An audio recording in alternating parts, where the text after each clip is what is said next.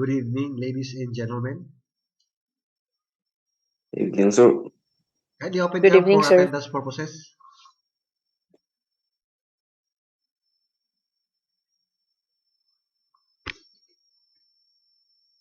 By the way, class, I would like to thank you for your evaluation.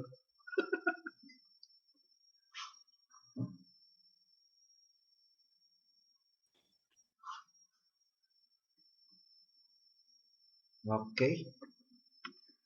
So our topic for this evening would be the difference between your affidavit of arrest, no, between your judicial affidavit, sworn statement, and affidavit complaint. So yun lang muna. We'll be trying to discuss it in the shortest time as possible. So allow me to share my screen. Wait lang. Before I forget, I'll just have a screenshot of our or for our attendance.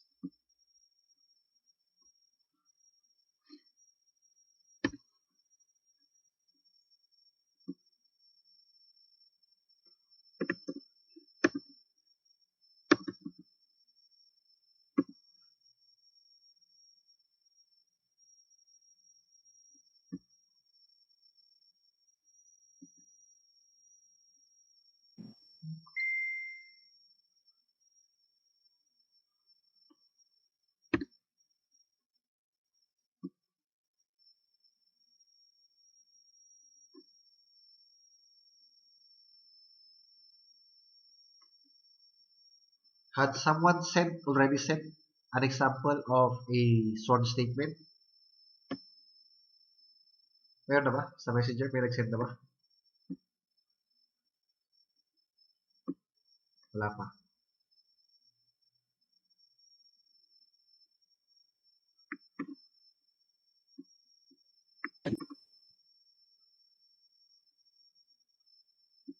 Wait lang ah.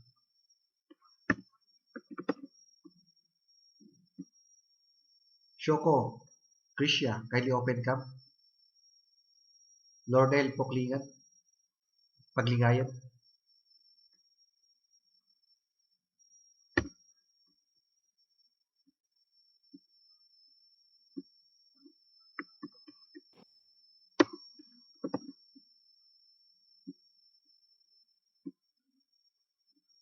Benzi Joner. Yan, okay na. Pamilaran, Osenyo,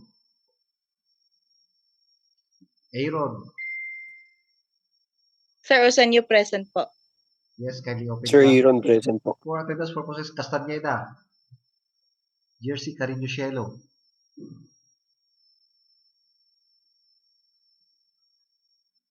Bangkado Lenny. Come on, open cam guys, kahit na wherever you are. I would just like to see if you really are logged in. Baka naman nakalagin lang cellphone, wala palang tao. Bangkado, Lenny, what happened to you?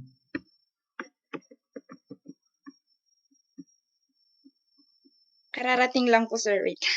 Okay. So we will be using, for our discussion, we will be using the documents you have sent me. Okay? So where is it? Downloads.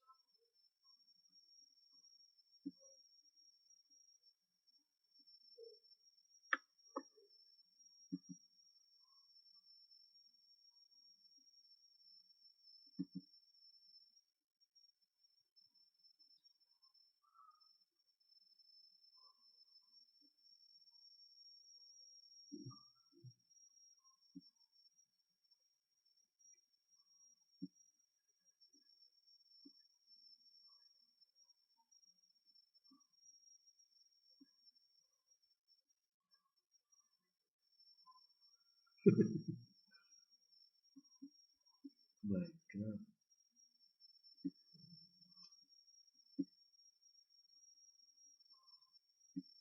Good evening, sir. Di ba I required you to send me those activity you already have submitted?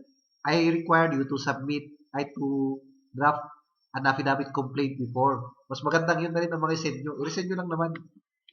Medyo mahirap kasi mahanapin yung mga na-send nyo na una. Yung nagawa nyo noon, hindi yung blank form. Blank form yung na-send ni ni sino to? Yung naunang nag-send.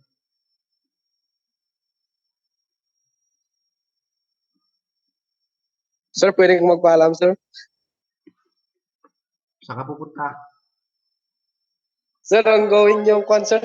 Rehearsal ng entrance at CCP concert, sir. Dito sa school, sir. You should have an excuse letter signed by your immediate supervisor. Who handles you? Sino ang faculty na kawak sa inyo? Sir, from CCP officer, si Sir PJ po, sir. Pero sa Friday pa po ata siya mag-release ng excuse letter, sir. Sa Friday pa mag-release, sir. Okay. So long as your name is included in the order, which you have to show me later on, by Friday, you are excused. Okay? Yes, sir. So, I believe that's fair. Yes, sir. Thank you, sir. Who else would like to be excused?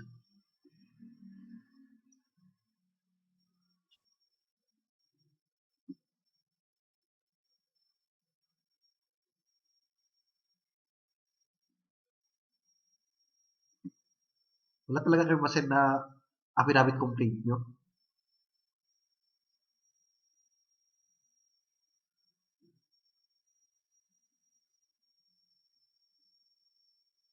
Class? Sige, di ba rin na.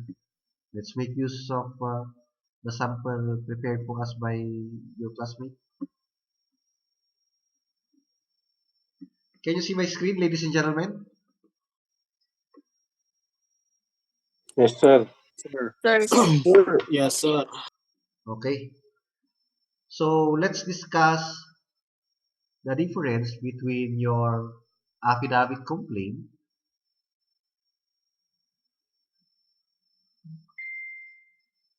affidavit and a sworn statement. Okay?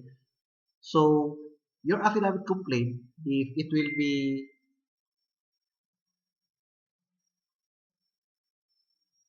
ganito rin siya eh. Your affidavit complaint, if it will be subscribed by your private lawyer, di ba pagka kunwari nabiktima kayo ng crime, if you are victimized by a crime, you'd have to execute your affidavit complaint. Di ba? And what's important in your affidavit complaint is at least it should have stated all the elements of that certain crime. Di ba? Yun ang pinaka-importante. Di ba? Sa law 1 you already have discussed the elements of crimes, right? Yan. Now, in relation to that, you should have made sure that all of the elements of that crime is present in your narration. Okay? So it should be present in your narration.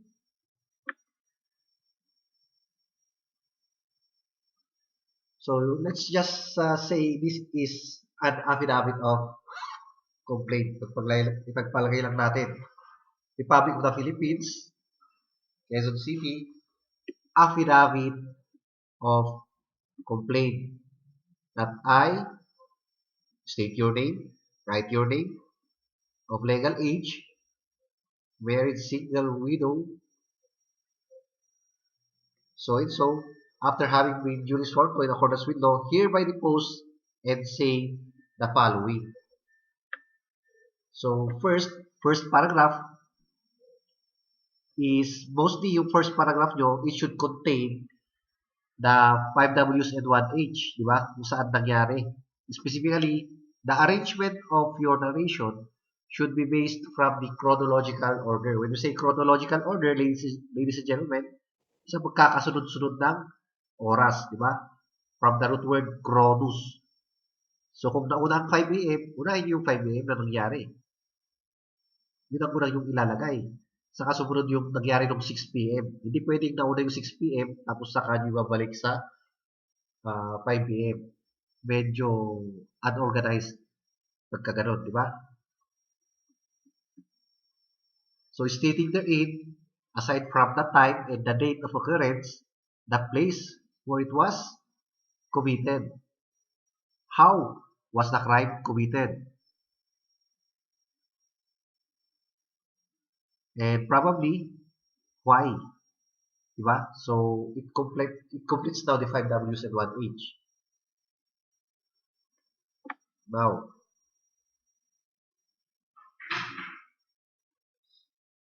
you should also have this at the, so at the body, for the body, bahala na kayo maglagay. Yan yung blanco, di ba? So, yan na yung body, mostly.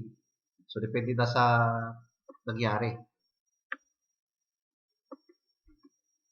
After you have established the elements of that crime, you now write this, that I attest that the foregoing statement and the submitted supporting documents.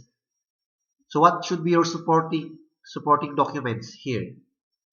Diba? If this is, for example, an affidavit complaint, you should have, sorry, you should have attached here your pieces of evidence. So yan yung mga supporting documents niya. Ano yung mga possible evidence nyo? Let's say, for example, in the case of estafa, diba? So, pwedeng ang attachment na evidence nyo dyan is the acknowledgement receipt of that thing, of that amount of money, diba? Aside from that, most na hinahanap dyan is the demand letter that you have demanded o the return of that thing or cash.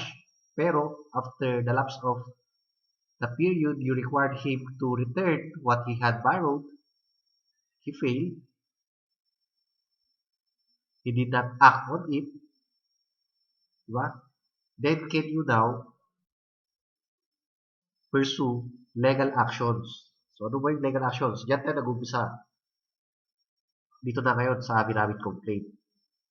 So those are the probable pieces of evidence you can attach. Aside from those, any screenshot of your conversation, yan. So pwede nyo rin isama yan. And statements of witnesses. So pwede nyo isama rin yan na annexes. Okay? So mostly your annex A will be your, ano dapat ang annex A nyo dito sa after itong affidavit complaint? Mostly ang pinakauna dyan is the acknowledgement receipt or any proof, any evidence showing proof that your accused, your respondent, or your suspect had received something from you. Yan. So, mostly yan ang mga Annex A. Yung mga unang nangyari. Related sa mga unang nangyari. Diba? So, those would be your supporting documents. The supporting documents are true and correct to the best of my knowledge and belief. And I commit myself to be liable for perjury and or dishonesty as a result of any fraud, false, or misrepresentation in this affidavit. Sorry. Makatila lang muna ito. Yan. So, ladies and gentlemen, beware of this. Once you have executed a malicious affidavit, and later on it was disproved by the evidence presented by the other party, yan, you can be sued, ladies and gentlemen, for perjury. Ano ba yung perjury? Lying under oath, diba? After you have testified in relation to your affidavit, and it was found out that you have lied, you can be held liable for perjury. Yan. Kaya bawal magsinungaling sa court. Okay? So, in truth hereof, I here to affix my signature this 22nd day of November 2023 in Baguio City. It must be signed by the complainant or the victim. Okay? So, affayan. And here comes your jurat. Subscribed and sworn to before me, this 22nd day of November 2023. Still in Quezon City. So, administrative officer, the private lawyer. Okay? Private lawyer. Now, question.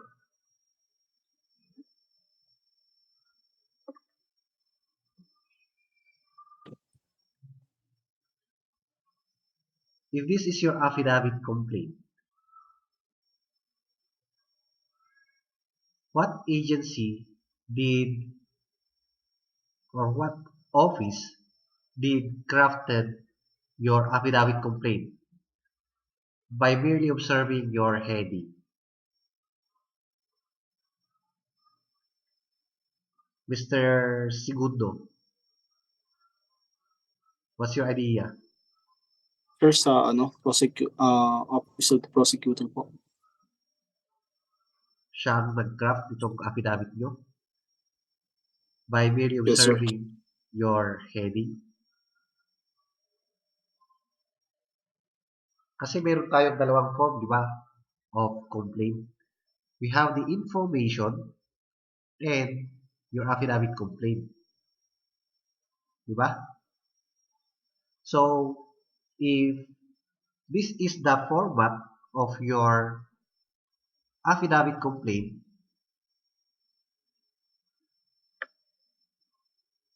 yan,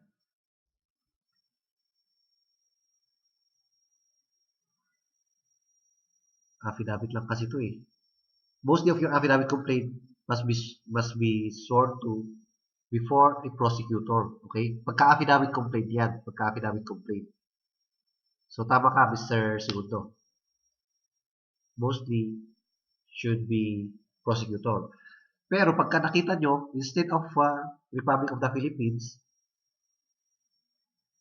tapos Baguio City, instead of that, ang nakalagay na heading niya is the heading of a prosecutor's office. Let's say, for example, City Prosecutor's Office of Baguio City, kunwari ganyan.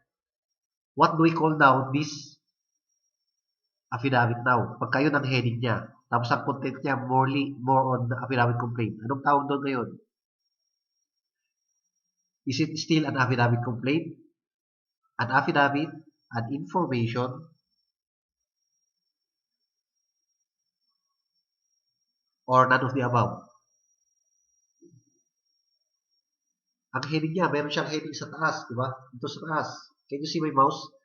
Instead of ganito ang format, instead of ganyan ang format, nakalagay, Republic of the Philippines. Di ba? National Prosecutor Service, National Prosecution Service, or the NPS. Tapos, City Prosecutor's Office, Baguio City. So, yun ang heading niya. What do you call that type of affidavit complaint? Would you call that still an affidavit complaint? A plain affidavit? Or an information? Or none of the above?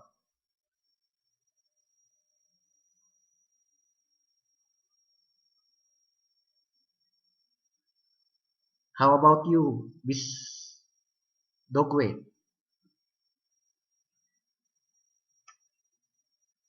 Hala, hindi nyo pala inoobserbahan yung mga pinagawa ko sa inyo.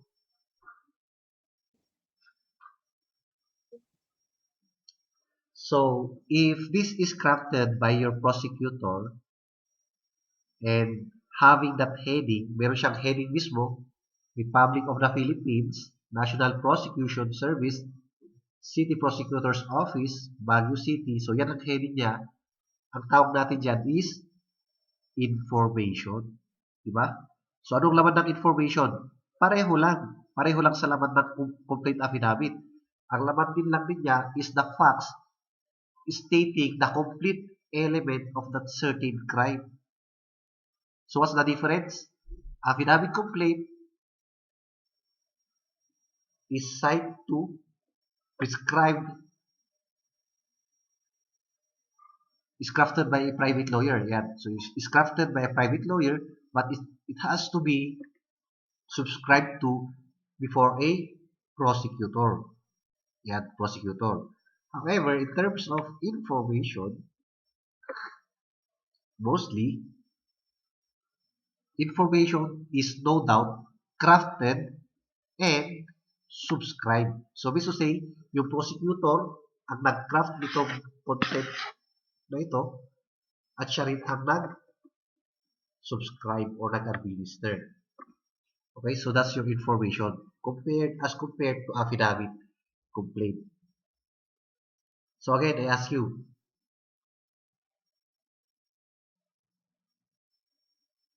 who should subscribe an affidavit complaint? A. Any private lawyer. B. Public prosecutor. Charlie, private prosecutor. Or Delta, none of the above.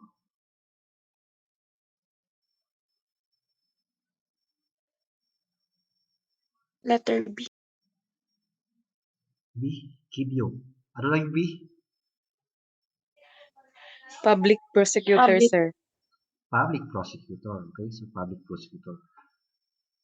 Who should, come again, who should subscribe, diba? So, either affidavit complaint or information, both should be subscribed to before the prosecutor.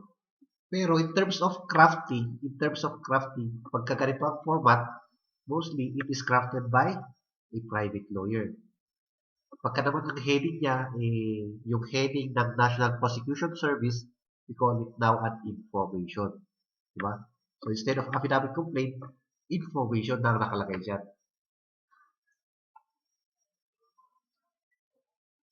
Now question.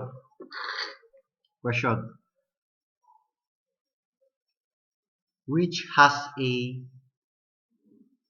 higher way? Which way more? Sino mas mabigat? Affidavit complaint or an information? Complaint, sir. Sino mas mabigat? Information or affidavit complaint?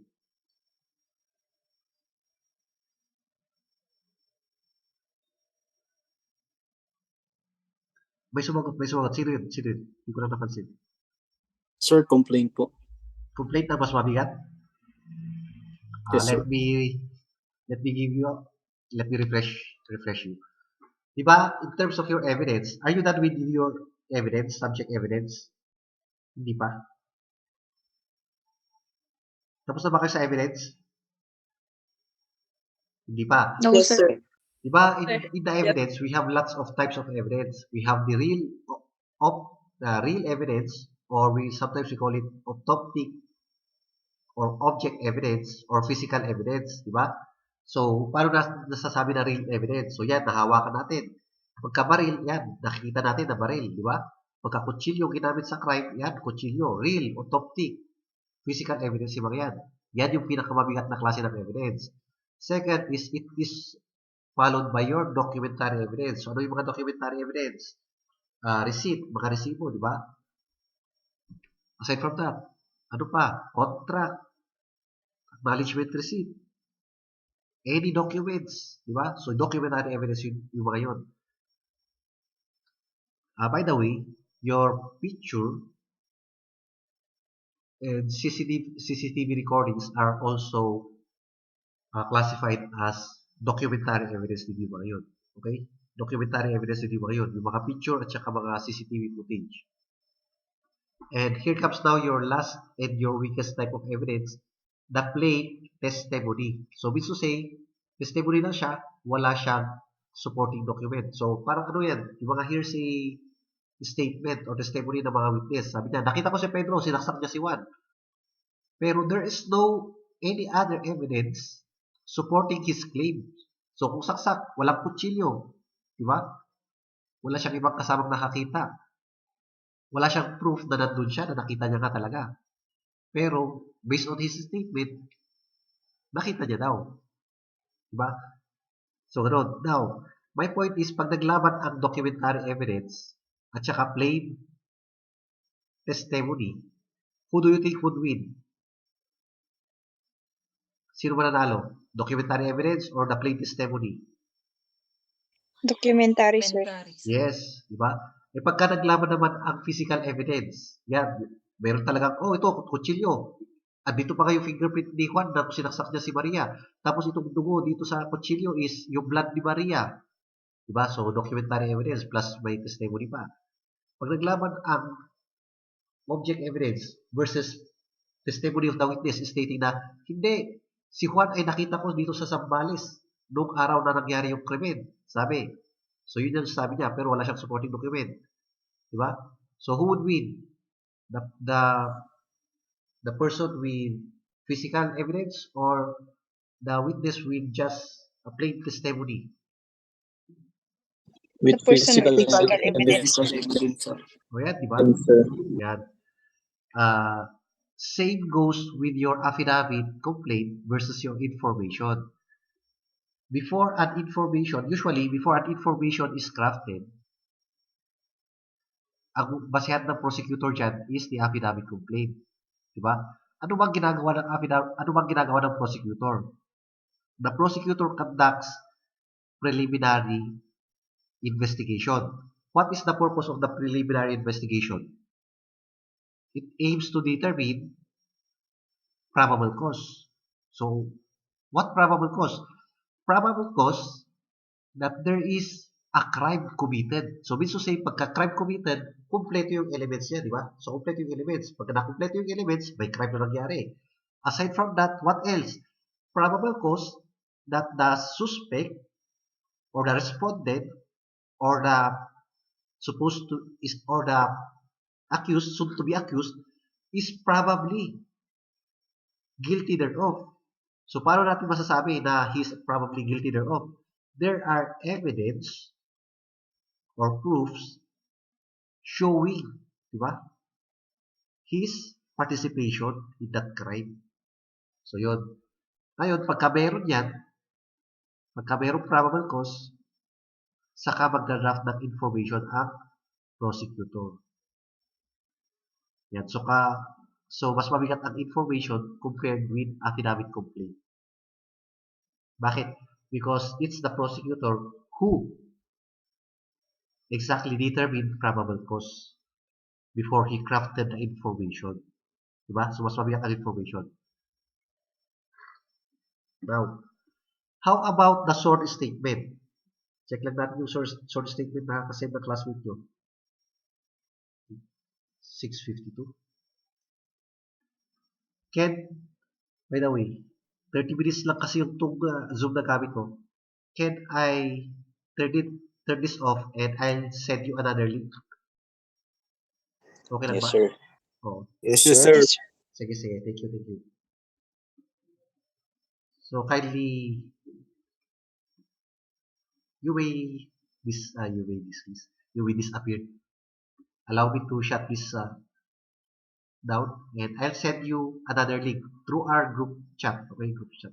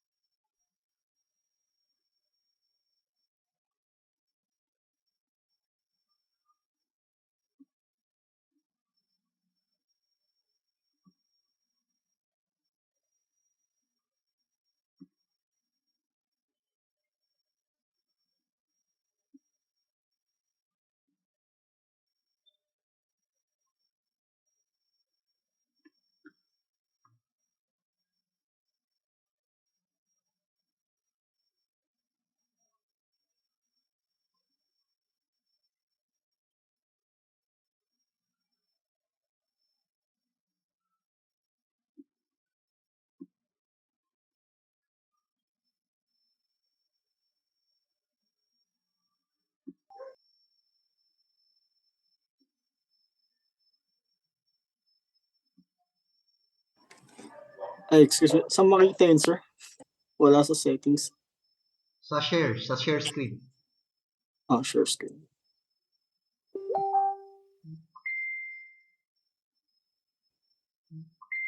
Wala ba? Wala po, sir. Wait ka mo. Hanapin ko lang po ng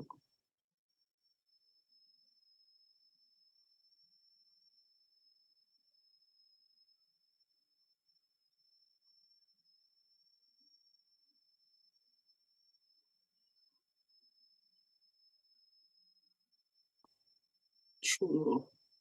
Wala po, sir. Wala. Hindi po ba mo ba? Pero dapat. Saglit. Sa'yo lang po.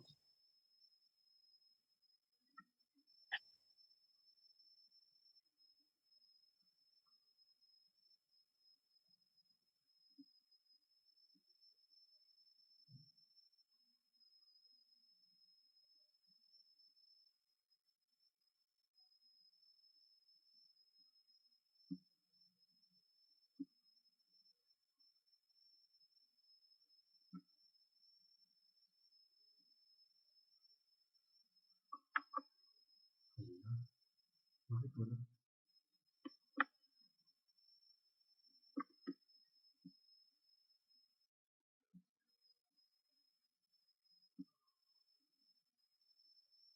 Wala ba sa settings? Wala po, sir. Allow participant to share. Baka sa ano lang pala yun, sa mga premium account. So with that, if that's the case, ladies and gentlemen, we have to wait for ilang minutes pa ba bago ako mapag-open. Siguro mga 5 minutes pa. 5 minutes pa. I'll send you na lang the link. Sorry. Sige, you may turn this down, Mr. Host, Stephen. Sige, sir. Mag-send na lang ako ng link sa inyo. Check ko lang kung pwede na.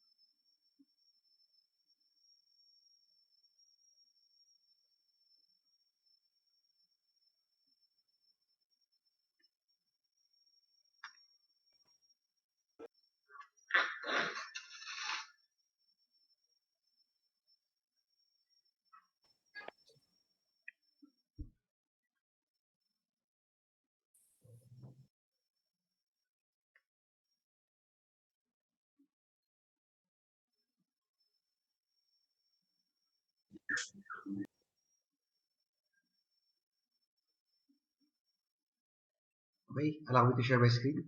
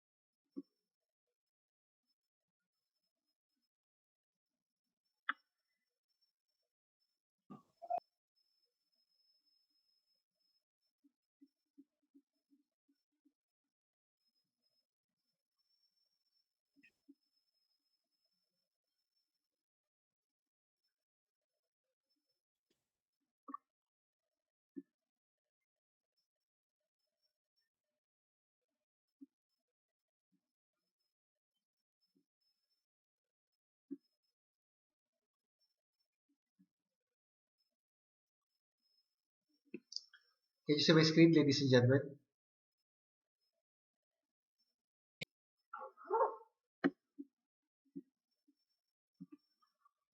So, ladies and gentlemen, can you see my screen?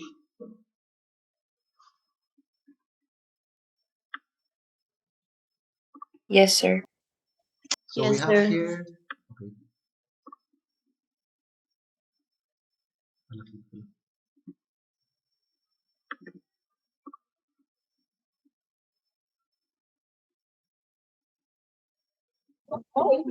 So we have here an example of your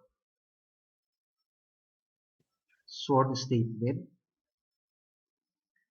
So by mere looking at the heading alone, we know that this is crafted by a lawyer.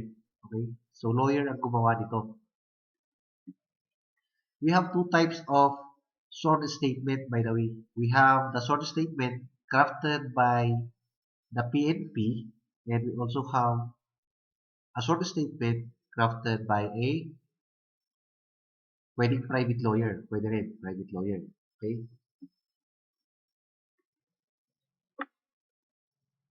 So what is the difference between the two?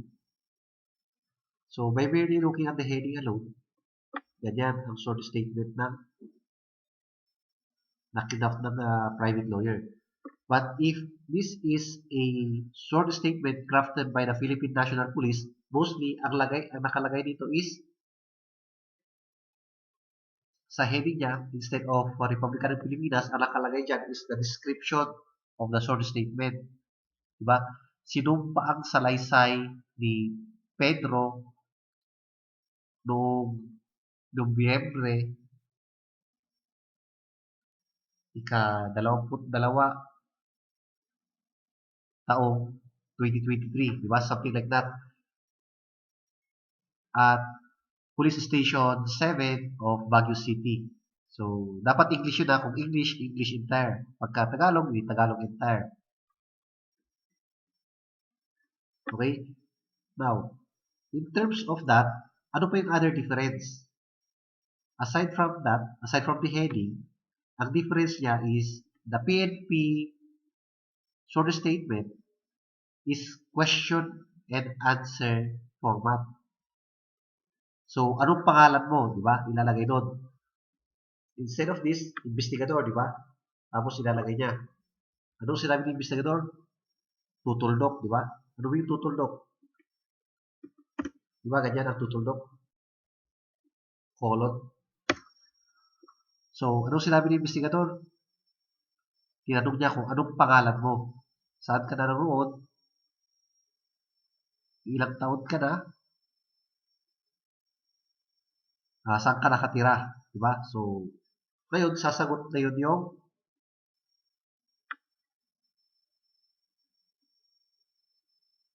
affiant. Yan, o yung biktima.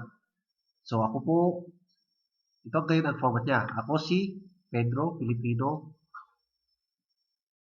Kung ilang taon gulang na siya. Kung may asawa ba o wala. Kung saan nagtatrabaho, saan naninirahan.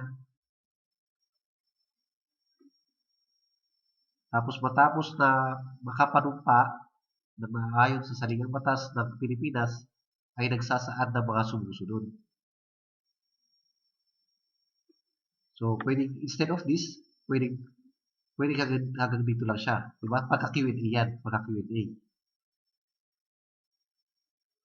After niyang masabi, kunwari, di ba? After niyang masabi yung personal circumstances niya, may sunod na itatanong si investigador. So, investigador ulit.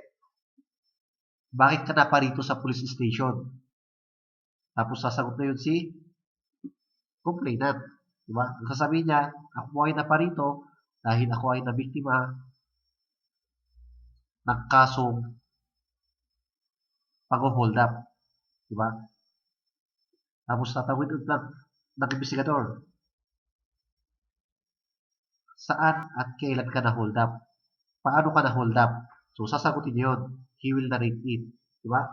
So, it merely answers the 5 W's and 1 H. Now, the difference is in the sworn statement crafted by the local police or the police from the national police stations, ito, pipirmahan ng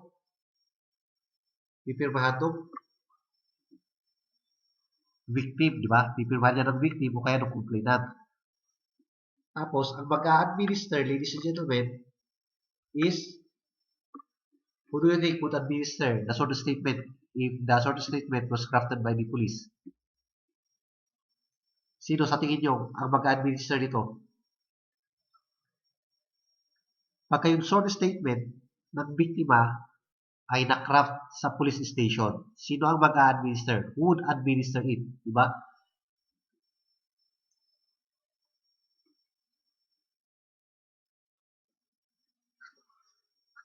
A. A. Would it be still the police? Would it be the investigator? B. Would it be the head of the police station? Or Charlie? Would it be a private lawyer? Or Delta? Would it be the public prosecutor? Who now administer the question and answer type of short statement crafted in the police station?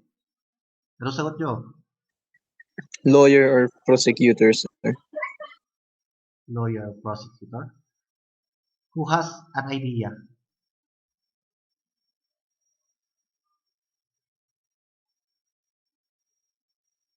How about you? Righteous.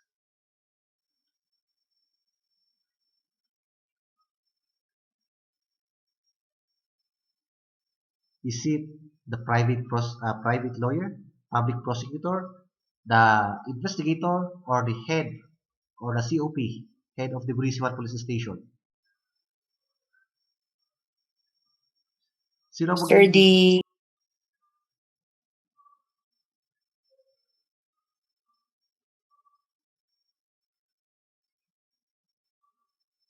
Sir, letter A? Ano yung A? Try lang, sir. Ano yung A? Investigator? Yes, sir. No. Bakit? Kasi nakalagay na sa harap. Hindi nakalagay na kasi dito sa taas. Sinumpa ang salaysay. Diba? Ilalagay niya dyan. Sinumpa ang salaysay ni Pedro na nakuha noong date sa police station sa harap ng investigador na nakalagay na doon yung pangalan ng investigador. Diba? Tapos, dito, pipirmahan siya ni victim. Diyan. Pagka sa Q&A type na short statement, pipirmahan ni victim. My question a while back is, who would administer this short statement? Sino mag-administer?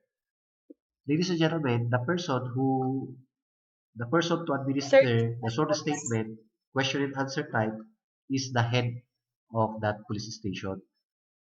The station commander in city police stations or the COP, Chief of Police in municipal police stations. Diba? So, kung police captain, hindi police captain Enrique or police major Enrique. COP of the station commander of police station 8. Okay?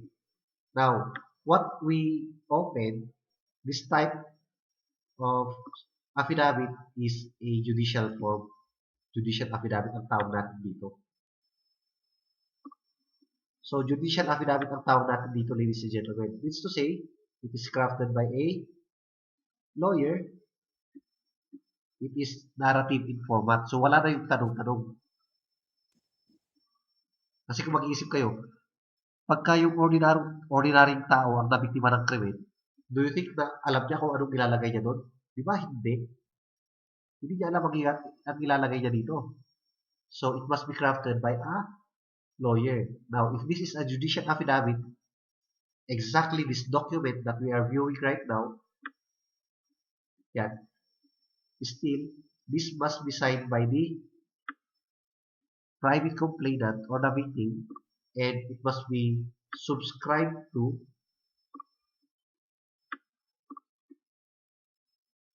before the public prosecutor. So, yun ang pinagkaiba. So, pwedeng public prosecutor, Pwede rin ang private lawyer, by the way, ladies and gentlemen. Ang problema lang kasi pagka private lawyer, ang pipirma nito, may bayad. Kaya ako sinasabing public prosecutor kanina kasi libre. Libre. Libre pagka public prosecutor ang gagawa, ang pipirma. Okay? Pero pwede rin pumirma dito ang private lawyer. Pero may bayad, di ba? Magbabayad kayo. So yun lang, that's my point. So, my point here is, pagka nakita nyo ganyan, Republika ng Pilipinas, ang heading, crafted by a private lawyer. Ngayon, kung ayaw nyo, wala kayong pambayad sa firma ng private lawyer, wala kayong karagdagang firma, ay wala kayong karagdagang pambayad, edi pwede kay prosecutor nyo na lang ipapirma. Lalo na pagka kayo mismo ang nag-craft, kinupya nyo lang itong format na to, pwede nyo ipapirma pa rin kay prosecutor.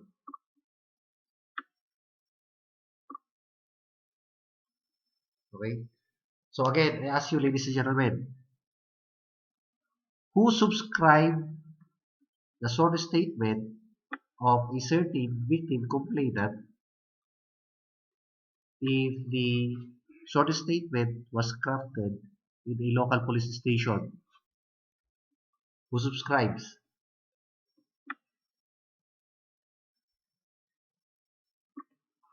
Class.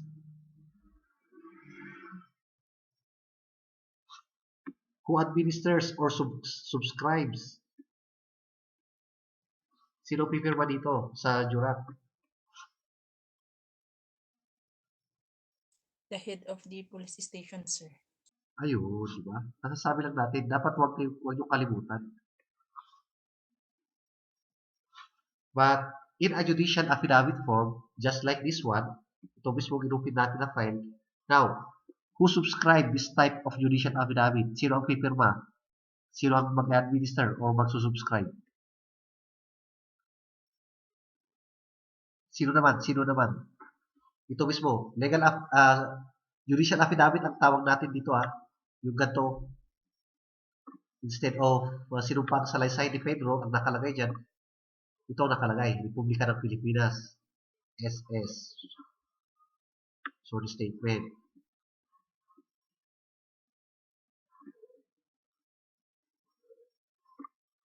Plus, yung nakalagay dito sa X na to, yung location yan done in the city of Baguio, Baguio City, kumbaga ganyan.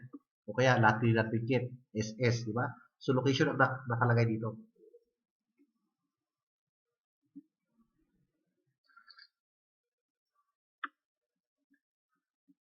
Now, in this type of judicial affidavit, or in this type of affidavit, the judicial affidavit, who again administers or subscribes? Is it the COP, the station commander, private lawyer, or none of the above?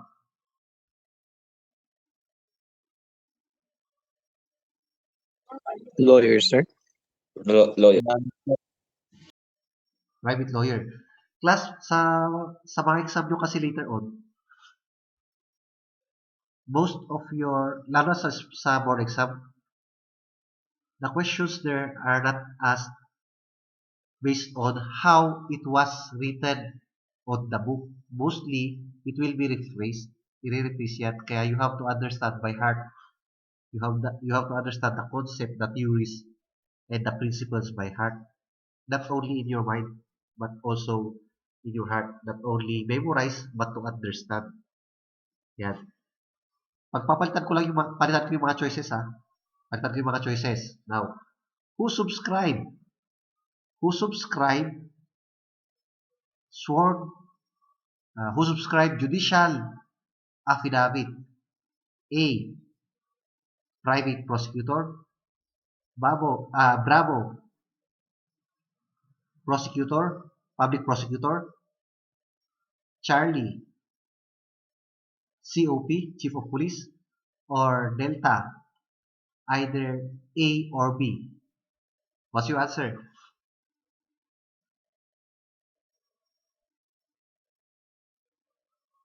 Delta. Tama, Delta. Diba? Sinabi natin, pwedeng private lawyer acting as private prosecutor so long as the complainant or the victim affords the service of that private lawyer. So, pwede rin yan. At pwede rin yung public prosecutor, okay, kung wala tayong pambayad sa service ng private lawyer. So, either private lawyer acting as a private prosecutor or pwede yung public prosecutor. Now, question, sir, hindi pwede palang kahit na sino, pwede palang mag-prosecute ng kaso? Yes, pwede. However, the condition is he must seek clearance from whom? From the public prosecutor. So, dapat meron siyang clearance. The public prosecutor must allow him to stand as a private prosecutor. So, yun lang naman. Okay?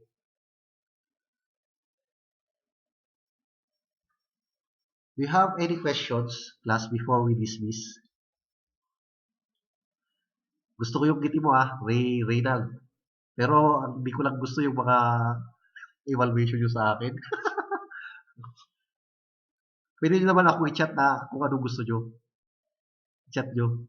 Ano gusto yung topic next class?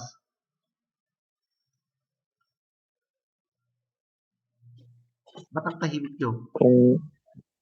Kung ano yung nasa curriculum, sir. Nasa curriculum lahat ng mga pinagawa ko sa inyo. Actually, we exceeded, by the way. Kung titingnan natin, mas sobra pa yung nagawa nyo. Ngayon, ang gagawin lang natin ngayon, kasi sobra na yung activities nyo, ang gagawin lang natin for this final is review. Now, natapos Thank you, kasi, sir. yes, natapos na kasi natin yung yung whole syllabus from prelims to finals. Natapos yun na lahat yung activity nyo from prelims to midterms. So yun na lahat. All you have to do now is to review. Okay? Now, what topic would you like to review most? Ano yung pinakagusto nyo sa lahat ng mga pinagawa ko sa inyo? Saan kayo interesado mag-review? Yung mga affidavit tsaka mga reports, sir. Sige. So, at least, we were done with affidavit. Actually, hindi ba ito yun? Di ba ito na yung affidavit? Saglit lang class. Yes, sir. So by the way, what now is the common factor? Okay? What now is the common factor between your information, your affidavit complaint, and your sworn statement? Ano yung common sa kanila?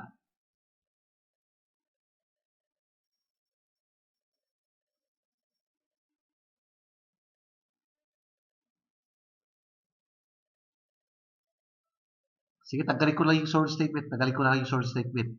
Kasi yung sworn statement, pwedeng sa biktima, pwedeng sworn statement ng victim complainant yun. Pero pwedeng sworn statement ng ng ibang witness. So, ang mangyayari, sworn statement of witnesses. Iba naman yung sworn statement of the complainant. Ganun kasi noon, di ba? Now, let's say for example, dagdagan ko na lang, sworn statement of the complainant. What is the common factor between the sworn statement of the complainant, the affidavit complaint, and your information? So, ano yung meron sa kanila na pare-pareho? You can state it in your own personal, you can state your personal idea in your own dialect. Para naman na-enjoy. Sir, yung both complainant and information can be filed in court. Tama po ba? Tatlo yung nasabi ko. Paano yung sworn statement of the complainant? Ano yun, sir? Tatlo yung nasabi ko, di ba? What is common between your sworn statement of the complainant? Bakit complainant? Kasi mayroon tayong sworn statement of witnesses, di ba? So, mayroon tayong sworn statement of the complainant. What is common between your, among dapat. What is common among your short statement of complainant? One, your affidavit complaint, and your information. So ano ang meron sa kanila? Ano yung saan sila pare-pareho? Sir, nung re-report po sila ng crime incident. So they report crime incident. What is the main purpose? In terms of purpose, Mr. Basit. To file a case, sir. Ayun, di ba? So lahat ng mga document na yon, common factor is it is used to file the case. Okay? So it can be used to file a case. However, we have already discussed their differences. Di ba? For your information, we are certain that it was crafted and subscribed by a public prosecutor. But for your affidavit complaint, yan, mostly it is crafted and subscribed by a private lawyer acting as private prosecutor. Mostly pero pwede instead of private lawyer, pwede pa rin pirmahan yun ni public prosecutor pagka hindi kayang bayaran. Kunwari, hindi kayang bayaran ni victim yung full service of the private lawyer. Did you get my point? Class? So yun pagka-affidavit complaint. Yes. Mostly pagka-affidavit complaint, private lawyer yan. Pagka-information, si public prosecutor. Pagka-short statement of the complainant, ang nag-subscribe niyan, nag-administer niyan, the head of that police station. For municipal police station, we call it the chief of police. For city police station, we call them station commanders. Diba? Station commander of police station 7, station commander of police station 3, 5. Diba? So those are their similarities and their differences. Now, let's discuss affidavit naman. Plain affidavit lang. Affidavit of loss. Diba? Question. Who administers affidavit of loss? Sino nag-administer ng affidavit of loss? Kunwari, nawalan yung ID nyo. Nawalan yung wallet nyo containing your driver's license. You are requesting for a replacement. You have to execute an affidavit of loss. Sabi nila. Now, who administers or subscribes your affidavit of loss? A. Is it Abogado, sir. abogado? Diba? So, abogado, any lawyer. Question. Can a lawyer from the public attorney's office administer your affidavit of loss? Yes, sir. Yes, okay. So what's the difference between the affidavit of loss administered or subscribed by your private lawyer and those subscribed by a lawyer from the public attorney's office? So ano yung pinagkaiba?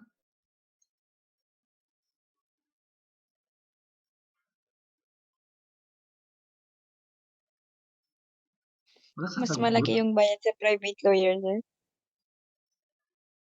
Exactly.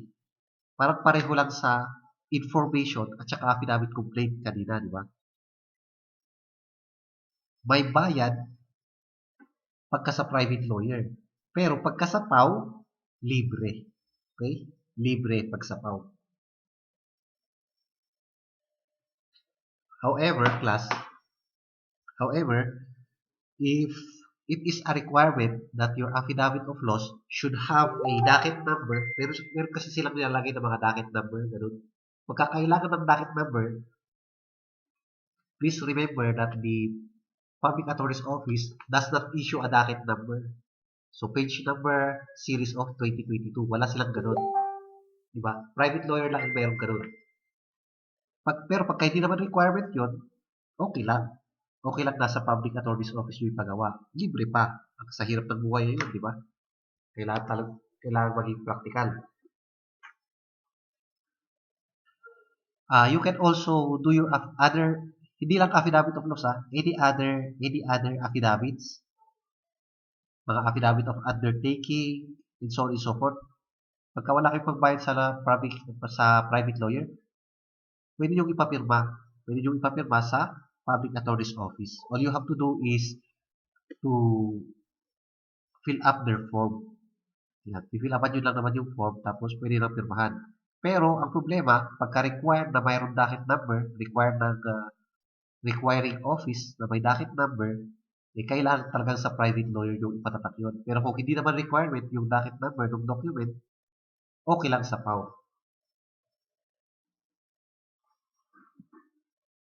Now, any other question, class, before we dismiss?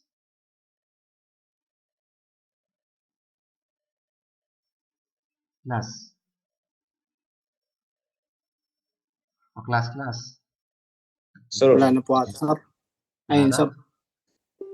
Sige, Sir. kahit yun na muna. Mahirap nang ma-overload kayo. Ang dami yun ang nagawang activity.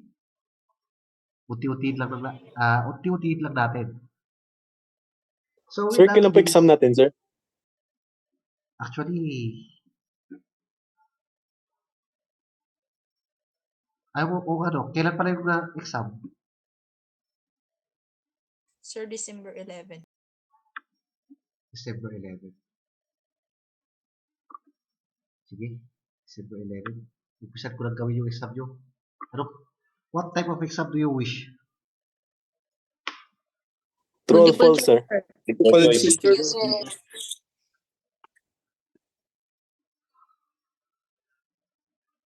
Mga loko kayo True or false? Gusto nyo ba ng true or false? Right minus wrong times 2? Ganun ako magpa-true or false. Pass, sir. Pass. Hindi na, sir. Hindi na lang. Multiple choice. Yes, sir. Multiple choice in preparation for your board exam na lang. Same Yes, sir. format with your midterms exam, di ba? Yes, sir. In most of the exam, in relation to technical report writing, part of your exam supposedly is an essay wherein you are required to craft an investigation report or any document. Pero sa inyo naman, marami na kayong nagawang documents, kahit wag na. Hindi na ako magbulalagay ng essay. Plainly multiple choice na lang lahat. Will that be Thank you, sir. okay with you? Thank you, Yes, sir. Sige, Thank you, sige. sir. So with that, class, thank you very much for your active participation and see you next meeting. Bye, sir. Sige, next week. Bye, sir. Sige. Bye, sir. Thank you, sir. Bye, sir. Thank you.